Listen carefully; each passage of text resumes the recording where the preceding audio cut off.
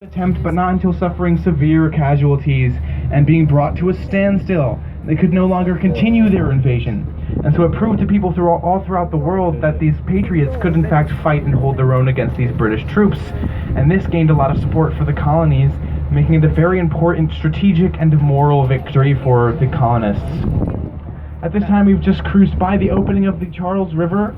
The Charles River Lock System is known as the Colonel Richard Gridley Lock System, whose Colonel Richard Gridley served at the Battle of Bunker Hill, and so that lock system is named in his honor for holding a great military force at bay, and now this lock system holds a great oceanic force at bay. We are now cruising by the north end of Boston over the starboard side, and rising up above the buildings is a steeple, a white steeple of the Old North Church.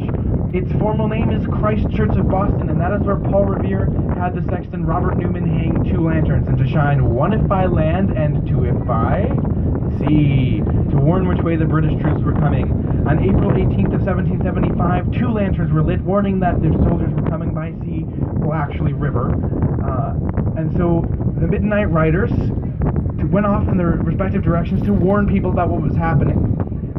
Now, many people do not know that the Midnight Riders were this nation's first intelligence agency. They were not just a group of messengers. They spied on British troop movements and carried secret messages, and Paul Revere was one of the leaders. Now, I believe he should be famous for that, but perhaps not for the ride of Paul Revere, because he didn't make it. He did not make it to Concord. He did not bring the message himself. He made it to Lexington with William Dawes, and they were joined by Samuel Prescott on the way to Concord, and they were captured. Only William Dawes and Samuel Prescott escaped, but William Dawes fell off of his horse and broke his leg. And it was Samuel Prescott, who had just left from being with his fiancée at 1 in the morning, who joined the Midnight Ride, made it to Concord, and brought the message to the soldiers there, where the shot heard round the world was fired on April 19th of 1775, the beginning of the Revolutionary War. We are now cruising by Constitution Wharf, formerly Edmund Hart's Shipyards. Edmund Hart's Shipyards is where the USS Constitution was built. Nowadays, this is the U.S. Coast Guard base. The motto of the Coast Guard is Semper Paratus, always ready. They were the oldest branch of the Navy. They were then transferred to Homeland Security, where they are the only military installment that is specifically charged with the saving of lives. Now, the Charles River used to extend all the way out this way to meet where these orange buildings are at Battery Wharf. It had a battery of cannons placed on it to guard the area, and all of that land was man-made now that it's been added here. Battery Wharf, where these orange brick buildings are, is also where the Massachusetts 54th Regiment departed as the first all-African-American regiment to serve during the Civil War. Now, these volunteers had to come into the city under cover of darkness to train, and there were so many volunteers for the 54th that they decided to form the 55th Massachusetts Regiment, as well as the 5th Cavalry of Massachusetts, and they were all very important African-American regiments, not to be forgotten in the shadow of Charles Gould Shaw's regiment, the 54th. There's a monument to them at the Boston Commons, and if you ever go there, you might find my friend Gerard. He is a Civil War reenactor. He serves as a storytelling commander of the 54th Regiment. And he goes there in full costume to take pictures to raise money for his regiment, as well as to inform people. We've just passed by Boston Fireboat Station with the red trimmed buildings. And then we are now cruising by an area of the North End where there used to be a lot of rum distilleries. I talked about the changes in Boston's economy over the years. They used to sell a lot of rum, and they used to use a lot of alcohol production here to produce munitions from industrial alcohol. And so they needed molasses in order to produce this alcohol. So there was a 2 million gallon tank of molasses here.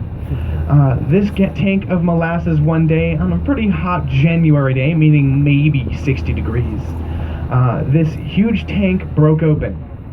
And the year was 1919, and it sent a 17-foot wave of molasses traveling 35 miles an hour down Commercial Street, which really makes you rethink the phrase slow as molasses. This was an enormous disaster. It killed dozens of people, dozens of horses, uprooted buildings from their foundations, and sank ships. A pretty sweet way to die, I guess, you know. Ooh. If you didn't like that pun, well, you see, the next day in the Boston Herald, they called it the Great Boston Molassacre. in pretty bad taste, if you ask me. You really shouldn't sugarcoat these kinds of things. Anyway, if you look up towards the skyline of Boston now, you can see many skyscrapers, right? Well, 50 years ago, there was only one. That one would be the Custom House Tower, with the clock faces on it and the green netting. In 1914, it was built on top of the Custom House. The Custom House was built in 1949. And when that was built, it was built on the shoreline of Boston. Yes, the shoreline has changed a lot. So the tower was added when there was a 125-foot height restriction on buildings. But the federal government built this structure, so they decided, well, how about 496 feet? That makes sense. Each of those 4 clock faces tells a different time. They all tell wrong times. And so for a time, it was called the four-faced liar. And if you were late for work, you might tell your boss, oh, shoot, well, I guess I was following the north clock today. Oops. Now these times are blown off because of the high winds here in Boston. Boston's one of the windiest cities in the country, windier than Chicago, believe it or not. Chicago is called the Windy City, but that's because of the politicians there. And that information comes directly from everyone from Chicago I've ever met on these boats. So if you look straight back at Long Wharf now, you can see the white flagpole. And I want to show you where the shoreline of Boston used to be. Because coming into view is the old State House, way down the street on the end of State Street. It is by the old State House that Long Wharf originally extended. The old State House was built in 1713 on the shoreline of Boston. They changed the shoreline over time through a process called the wharfing out of Boston, where they took wharves like Long Wharf and wharves like Central Wharf with the New England Aquarium stands. And they would build walls between the wharves, and then they would push earth into the space. They got this earth from the Shawmut Peninsula, where the Puritans first landed to settle Boston. There were 3 hills, Beacon Hill, Fort Hill, and Copp's Hill. You may have heard of some of them. Beacon Hill's 80 feet shorter than it used to be. Copp's Hill is much shorter as well, and Fort Hill is completely leveled. There were also many other hills around the area that were used in this process of wharfing out to cause the city to be quadrupled in size. Boston has been called a shining city on a hill, meant to be an example to all. And now it's a shining city on a whole bunch of different hills that are spread out in a huge area. On either side of the Shawmut Peninsula was Back Bay and South Bay. We cruised by South Boston. That's where the ICA was, and the Boston the World Trade Center. Almost the entirety of that was once an area of water and is now land.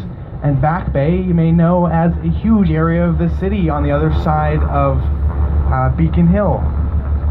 Yes, it is no longer a bay either.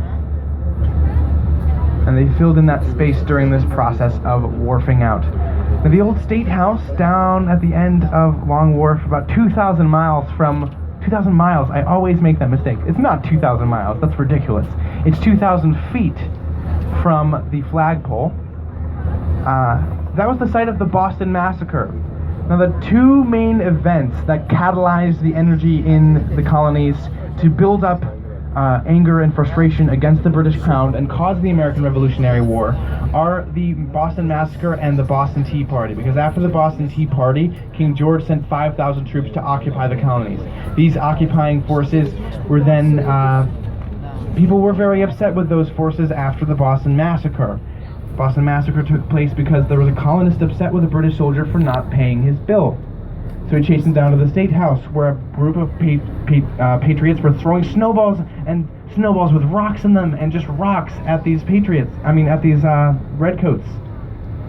And so then they called in for backup, and the huge crowd began to form, and someone started ringing the fire bell. And here's where things get a little fuzzy, because history is based on what primary sources and material we can pull together to form what is most accurate to the truth as we can tell. And so some sources say that someone was shouting fire in response to the fire bell, and that is what prompted the troops to fire. Other stories tell of a man who was struck in the leg with a rock, and as he rose, he was cursing, and he lowered his musket and fired over the crowd. And then when his commander came out and said, "Who gave you the order to fire?" The only word the rest of the troops heard was "the last one," and they all fired as well. 5 people died that day, many were injured. It turned out that the British soldier had paid his bill after all. Now, the site of this is marked by a plaque that says this is the site of the Boston Massacre, but it's not at the actual location anymore. It was moved to the sidewalk by the State House where the troops were standing, but the deaths themselves happened in front of the building in what is now an intersection. And so they moved the plaque out of the way because the more people were getting hurt from taking pictures of it in the middle of an intersection than the massacre itself. Alright, we are approaching the end of our cruise here today. If you've had fun, we have a lot of other cruises like it, so recommend us to your friends. And if you didn't like it, then you could recommend us to your enemies. I'm fine with that. Again, my name is Ethan. Of course, unless you didn't like it, then my name is Jim. I hope you've enjoyed yourself. I will be down on the gangway as you disembark this vessel to answer any questions or deal with any comments, concerns, or any feedback at all you might have. On behalf of Boston Harbor Cruises, the captain and the crew and myself, thank you all so much for joining us, and if you could just join me in a round of applause to thank our hardworking captain and crew today.